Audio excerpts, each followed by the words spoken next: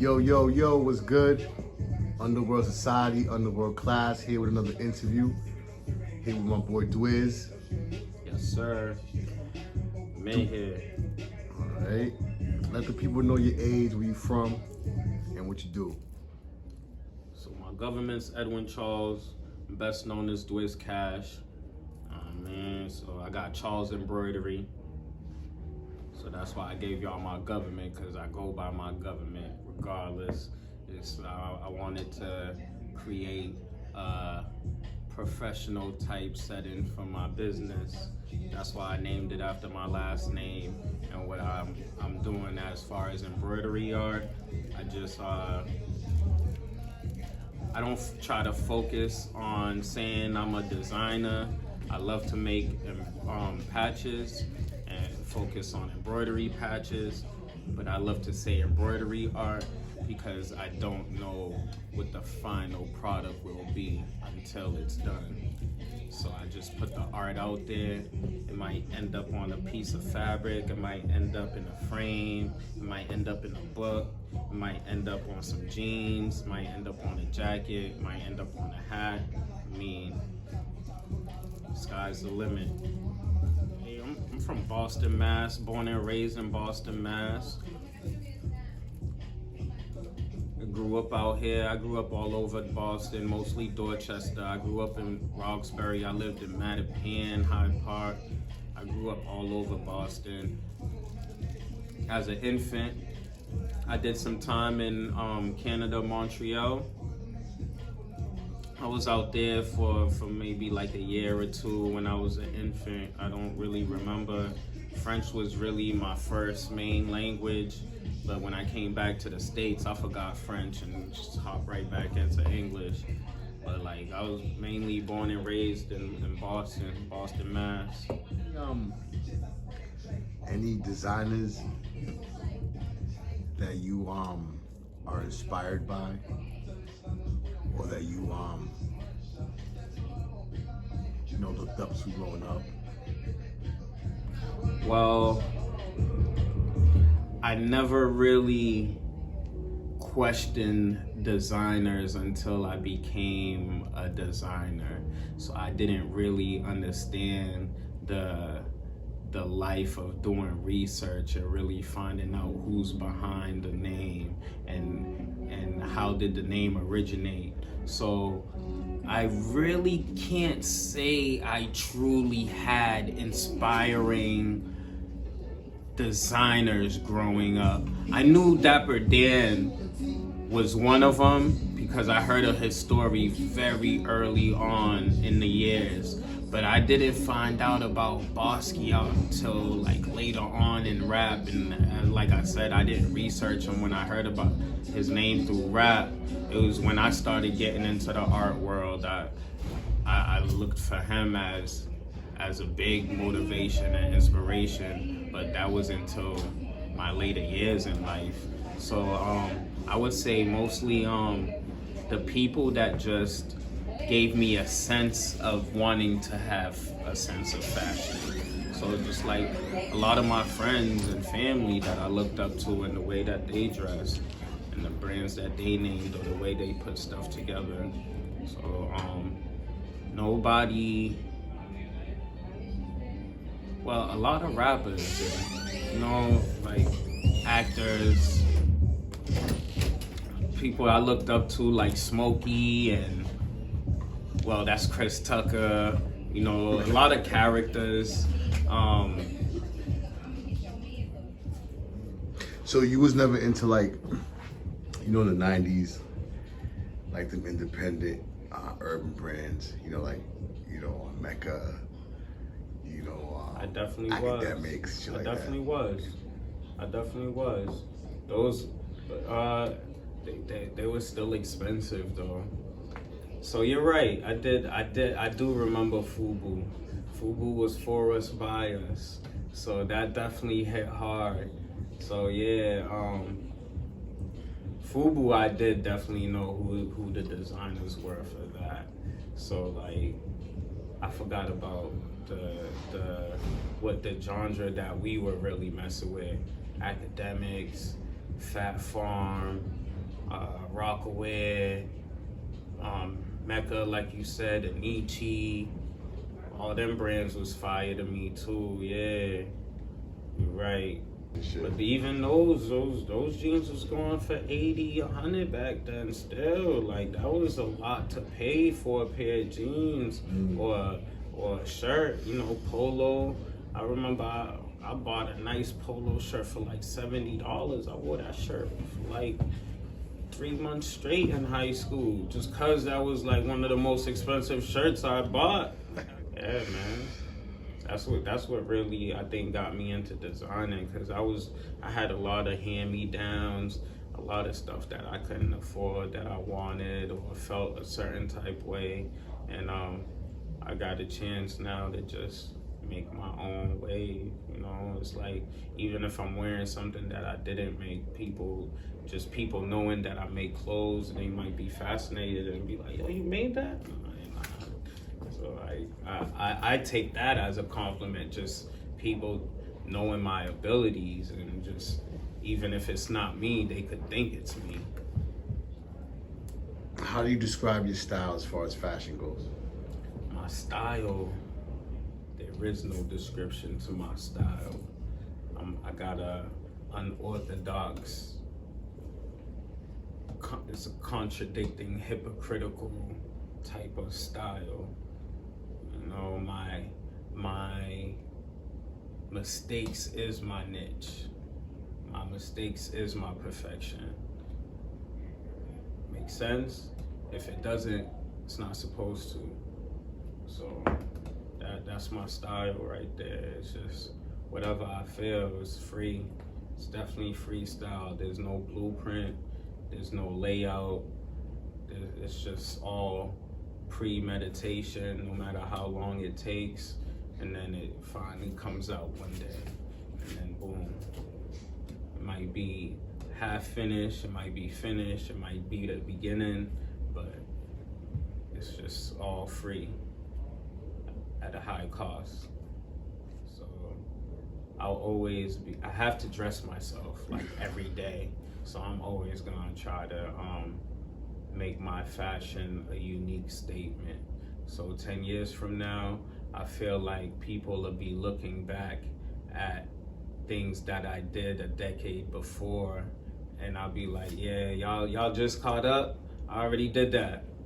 Whatever y'all wearing 10 years from now, remember when I was doing that and y'all was calling me weird? Ha ha, I don't want to do that. Y'all late. That's how I feel like my fashion is gonna be. Like that. Yo, you mentioned earlier, well just now you mentioned, you know, you was tattooing. I didn't know that. I didn't know you was a tattoo artist. I tried it. I didn't really I tattooed like one person and myself. But yeah, that was just a quick trial and error. What was the different hustles or different shit that you tried for bread? Obviously tattooing is one of them. Damn, yo. I mean, honestly, of course, a 9 to 5, I work crazy different jobs, yo. I worked at temp agencies. I worked at Dunkin' Donuts like 8 times. I worked at McDonald's. I did warehouse, drove forklifts, worked at clothing stores, retail, cell phone. Like, gosh, golly, I had so many freaking 9 to 5s, yo. I did carpentry under the table for like almost 10 years. Since I was doing it under the table, I learned plumbing, I learned some electric. I was just all over the board. Like, that shit was crazy, it's sick. And I love putting stuff together and painting, embroidery, moving. I've been doing moving that's been one of my main side hustles as of the past few years, moving. So like, I'm mad skinny, but I get shit done, yo. I'm a little beast on the low, yo, don't sleep.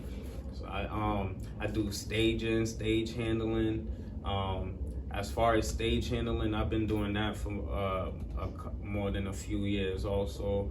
I leveled up, so they got me in audio and visual. I still do stage handling, but they mostly called me up to do audio and video and some carpentry also over there.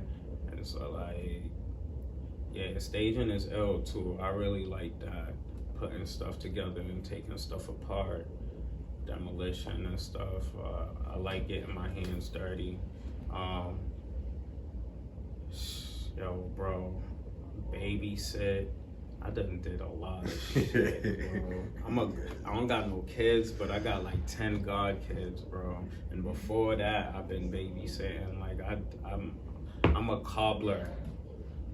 I'm a jack of all trades, fam. Like, stop playing with me. I done had many side hustles. I done did yard sales. I done did flea markets. I done worked at a dollar store for my cousin's dollar store. He had me selling tobacco products in there. He had me doing lottery. I done been running his own. He had his cell phone store. I was key holder to that. Like, man, I worked over here at that. I was key holder at that. Yo, bro, I did a lot. Dishwashing, I did dishwashing. I like dishwashing. That was like a little isolation shit, but like, wasn't one of my best jobs, but on the low, I like dishwashing. I had a lot of jobs, man. Yeah, what happened with your accident? So, I was painting. That's what I mean. I be doing a lot. I was painting my man's pool. That same instant I'm painting my man's pool, I gotta get ready for a fashion show, and I'm doing all this in one day. So by the time I'm realizing like, oh, let me get something to eat before the night's over, I get on my bike. I order something from Side Chick. I get on my bike to go pick it up. I get hit by a car like 5 minutes after leaving, less than 5 minutes after leaving my house to go pick up the food. And I'm so worried about the fashion show tomorrow. I'm just like, yo, if I don't have no broken bones or like I can walk away from this, I'm gonna go to the fashion show and go to the hospital after. I knew I had to go to the hospital. It felt like something was probably like, at least a few things was fractured or something. I was in pain. Like, it was just whatever. But no, I was dedicated to the fashion show because I've been trying to do a fashion show for like a few years now. I've been talking about a fashion show for a few years. So what I've been doing is photo shoot, a photo show, fashion shoot. I've been doing those until I could properly do a fashion show. And Affirmation made a fashion show damn near fall on my lap, and I wasn't gonna let it slip away. So I got hit by a whole car. It was like my affirmation that was my ultimate test for my affirmation. And I'm like, nah, I could do it. I could still do it. So I went to the fashion show the day after. I was in pain, I was limping, but I did it, bro. And then after, I went home and I went to the hospital, and I was proud of myself. You know what I mean? But yeah, I got hit by a whole car. So I'm on pause right now. I can't do no moving. I can't do no staging. You know what I mean? I'm just healing. Right. You talk about depression. You know what I'm saying? You want to shed a little light about that? That's definitely I feel like everybody deals with depression. Definitely a lot of people, but even if somebody thinks they're not dealing with depression. I feel like everybody deals with depression. It's just like, it's levels to this shit. So like, I grew up dealing with depression. I felt like I had like some type of mental illness issues. And I feel like I suffered a lot from anxiety and just all types of things that I couldn't relate to anybody or feel like I could really talk to people about it, especially growing up as a boy and becoming a man. Like, emotions is something that is kind of frowned upon if you speak on it, and anything less than being able to solve your problem and being able to man up and not show fear or like tears or anything, you know, like, so I mean, every day I'm still trying to teach myself, and I learned that over time that I'm my best teacher with what I surround myself around. So there's a lot of people that I could confide in, and there's a lot of people I can't.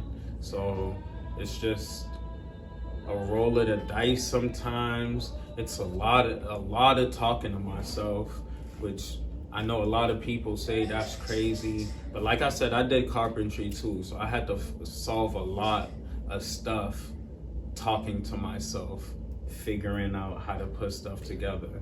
So I know I already took that out of my head that that's crazy. It's just figuring out life, you know. And those conversations are also with God, so it's like I can never really talk to myself, just trying to figure stuff out.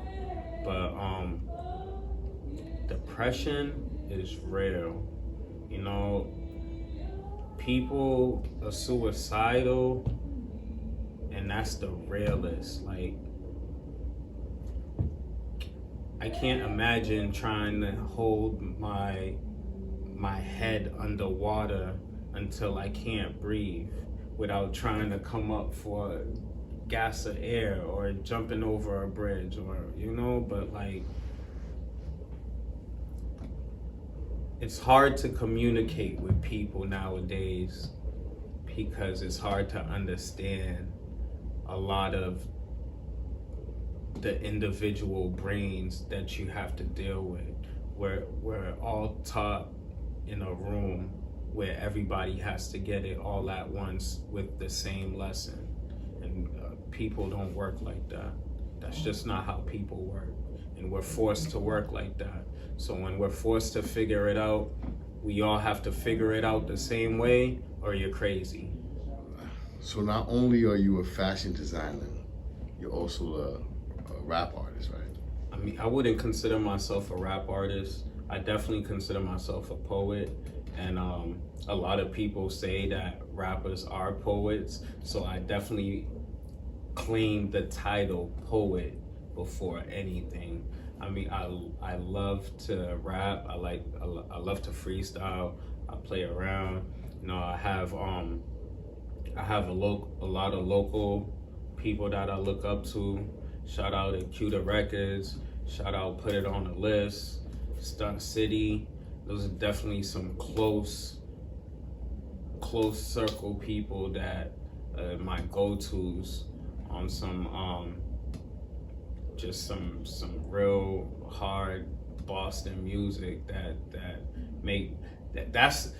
those are some main people that made me not really want to focus on it, because I always looked at them as so talented, and if their music didn't make it as far as I thought it would, I shouldn't, because now that I know I shouldn't limit myself, but that's just how I always looked at them.